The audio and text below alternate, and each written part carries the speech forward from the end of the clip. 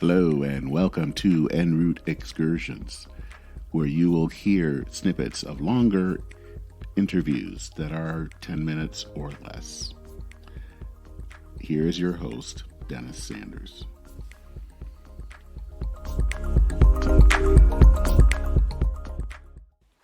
The phrase Black Lives Matter has always been a controversial one. Some people think that it is to the exclusion of other people. But what if there is actually a theological reasoning to say Black Lives Matter? I interviewed Drew McIntryre recently. Drew is a pastor of Grace United Methodist in Greensboro, North Carolina, and he was interested in finding out what could be the theological reasoning for saying and living out Black Lives Matter.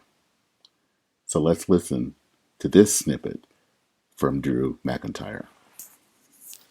That want to sort of wear the mantle of fighting racism and make that a big part of your identity. And to me, in some ways, that's often kind of an obvious, attempt at platforming themselves. And I really don't want to be that. And so I was hesitant in some ways about this piece. It's not kind of racism, race matters is not something I've often written about. Not because I'm not interested. I try to read very widely and pay attention. But again, just because I feel kind of inadequate talking about it and, having an opinion about it, frankly, in some ways. So I'm grateful for the chance to talk to you about it and just kind of get your thoughts. Because again, I feel like I got something to say, but also I feel like I'm just another white guy saying too much in some ways. But, I think that part of it is important.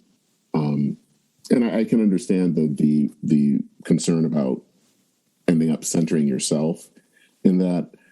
I don't think that's what's happening here. I think it's actually, in some ways, and I know this word gets used way too much and usually doesn't mean what people think it means. But I do think that this was, in some ways, prophetic in that it's trying to speak maybe a difficult word that to help people understand what is the importance of this phrase theologically.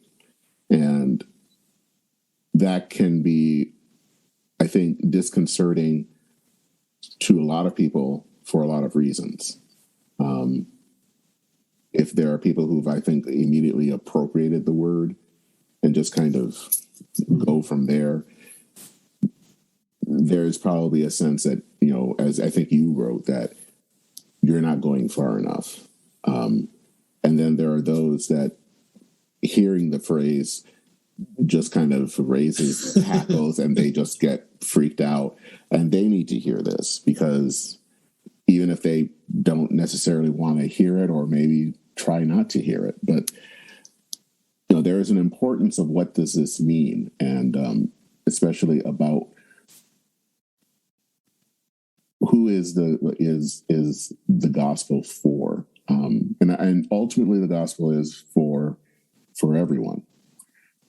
But I also think that there's a part of it, and I think you use this in the article to borrow kind of from our Catholic sisters and brothers, that there is this whole preferential option for the poor, that this sense that the marginalized are kind of important in God's eyes.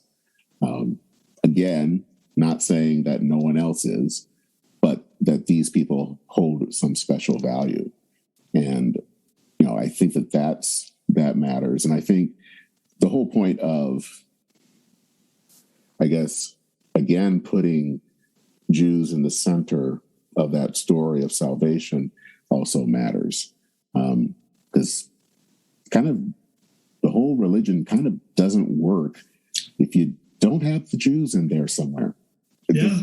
I'm just saying. It just doesn't really work that well without them. So, yeah. Well, and I mean, Paul's, people beat up on Paul. That's a separate podcast, but Paul's very clear about this, that, and this is in the piece, that we are a wild Gentiles or a wild olive branch, right? we have been graciously included in a story that was not ours, right? Through the work of Christ, the blessings and covenant of Israel are opened up to us. And when we forget that, it gets very ugly.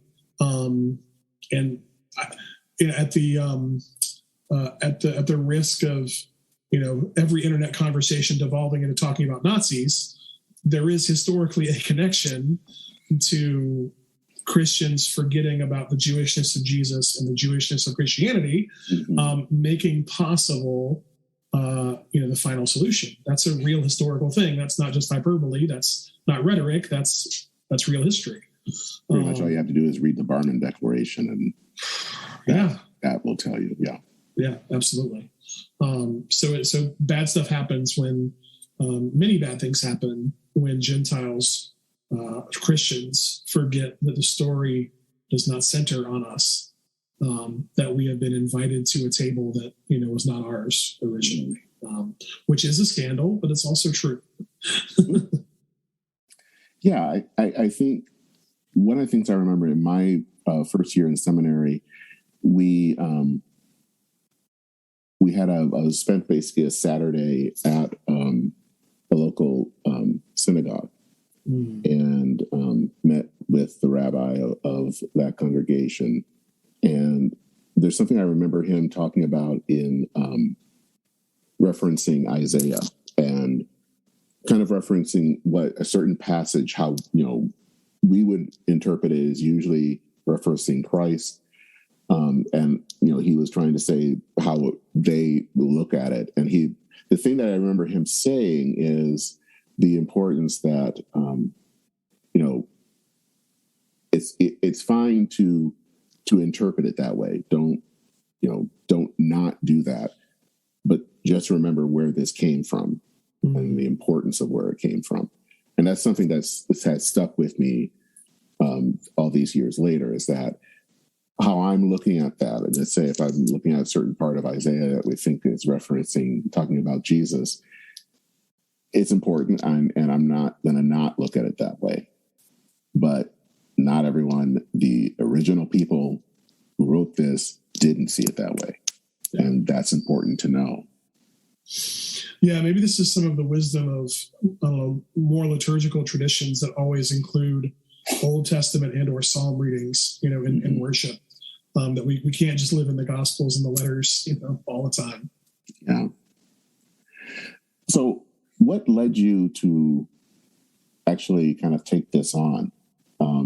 Was there some event, something that you had been seeing that made you feel like you needed to try to kind of look at what this phrase meant in a theological focus?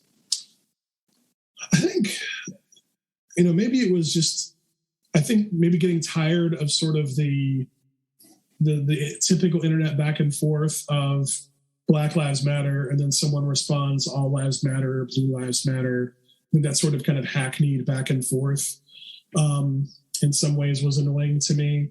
But also, I did kind of want to challenge, in some ways, both sides in this for the church, because I really had not seen any what I would consider very substantive theological engagement with this idea. The most you'd see that I'd seen anyway is sort of a easily imagined kind of liberationist, view on this, which is fine. That's not going to convince everyone. That's going to work well with mainline clergy. It's not going to work great with people in most rural pews. There's I don't know. It's not enough. And I think there's just a richer case to be made. And that's what I wanted to try to do, to really think through this theologically. Thanks for listening.